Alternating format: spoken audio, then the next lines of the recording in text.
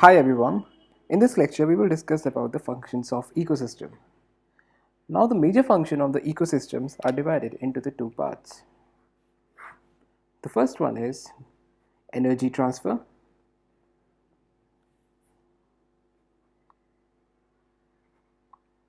and the second one is cycling of chemicals.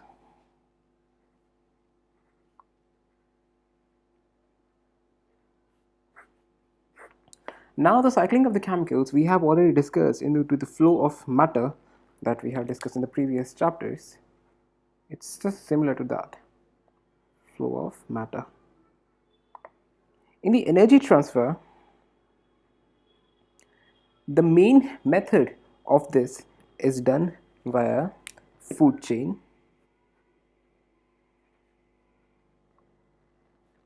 and food web.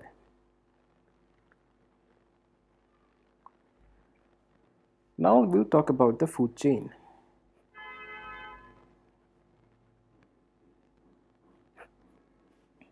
Now food chain is basically a graphical representation of who is eating whom in an ecosystem at a particular time and place.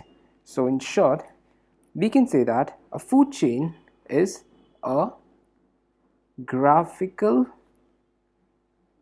representation of who is eating whom where in an ecosystem at particular time and place. Now, for example, you must have seen in many books that there was, wait a second, there's a plant, then the plant, there will be an insect who will eat that plant, and that insect will be eaten by the bird, and that bird by snake, and so on. Now, that is a food chain. Now, in this, there are certain things that we need to know about. That the plant, now here, the plant is what we call as the primary producer, whereas the insect here is what we call as the primary consumer, and the bird here is what we call secondary consumer, and the snake, there are so many dogs here, I'm sorry about that. Snake, that's basically the tertiary consumer. Yes, so this would be our food chain. Now these are the two things that we need to remember, because in UPSC they sometimes ask a question that which one is a primary producer, and in the options maybe the second stage may be there, so don't mark on this one because the primary producer is a plant, right? So primary consumer is insect, so we need to remember this thing, and this whole is called the first level trophic level. First trophic level. So this is it. And most importantly, in whole this scenario, the sun is a primary source. So I'll also mention that also, that a sun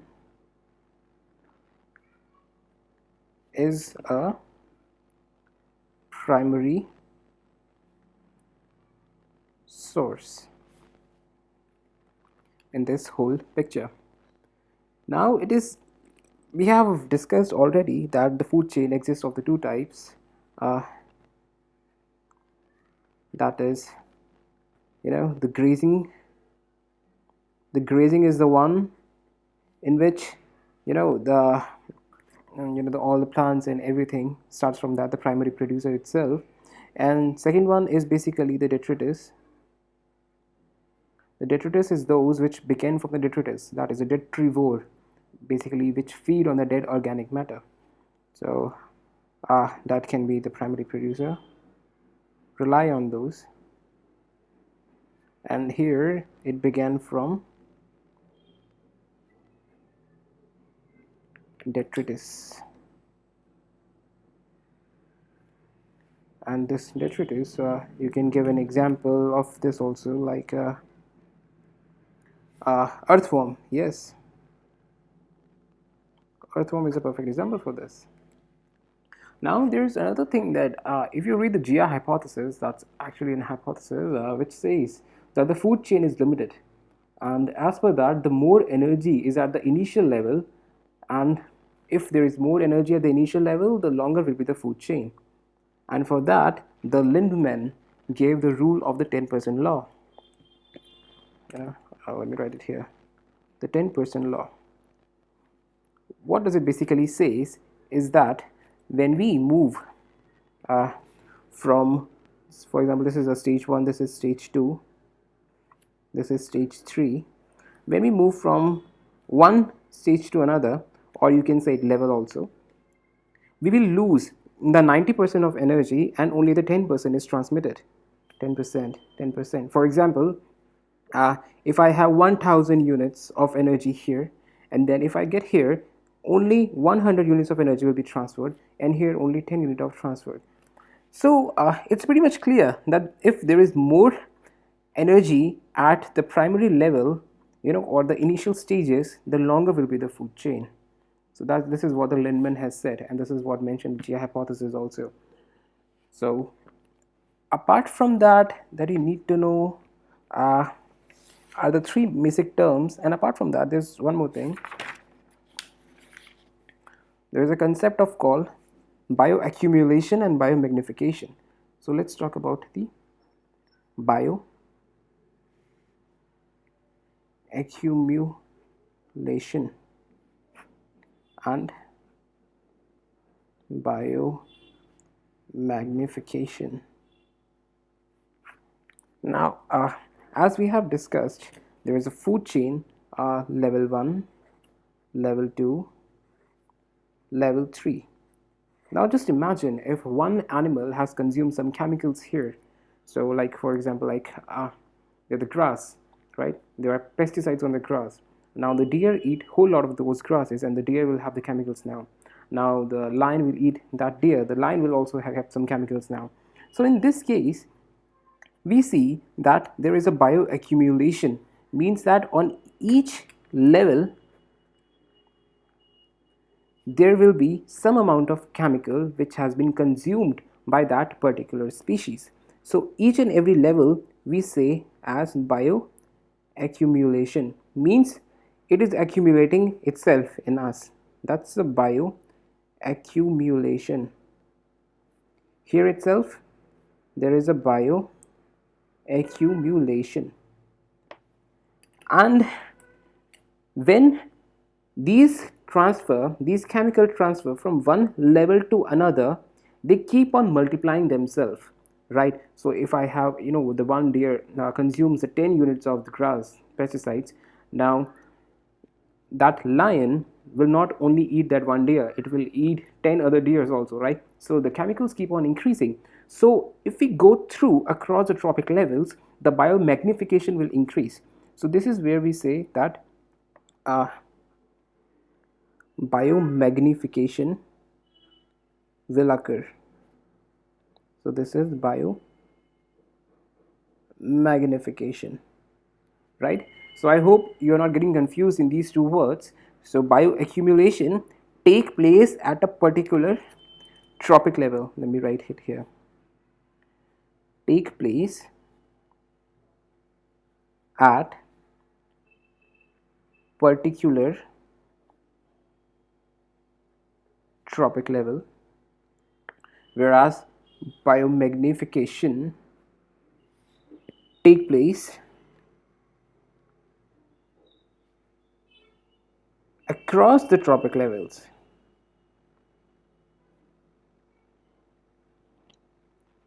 So this is what it is. The lower trophic level have less concentrated energy, whereas the higher trophic level organism have more concentrated energy.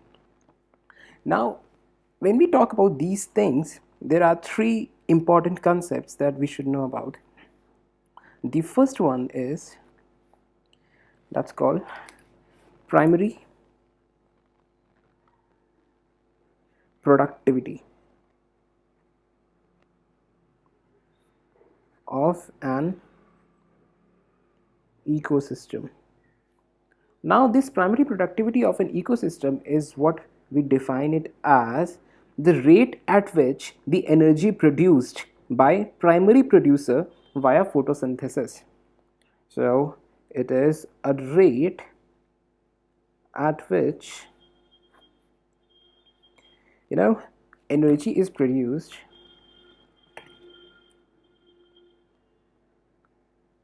energy is produced by, mark these words, primary producer. Most importantly, how will they produce it? Via photosynthesis. So this is what we call as a primary productivity of an ecosystem.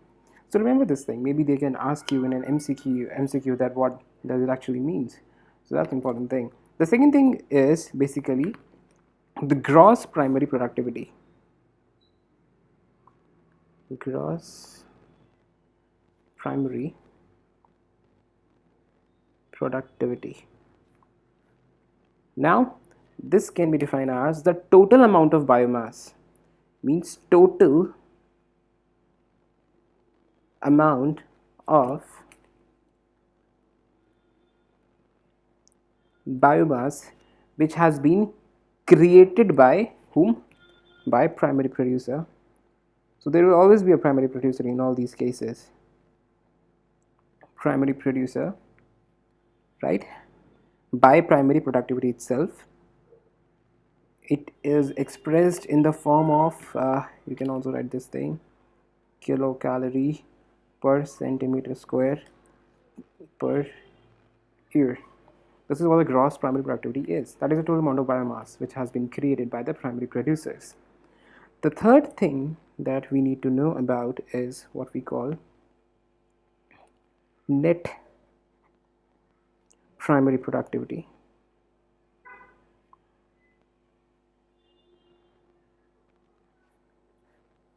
So this is actually defined as, in the NCERT, it is clearly mentioned that it is GPP. GPP is this one, the total biomass of the the primary producer produced, minus amount of energy lost during, that's important, respiration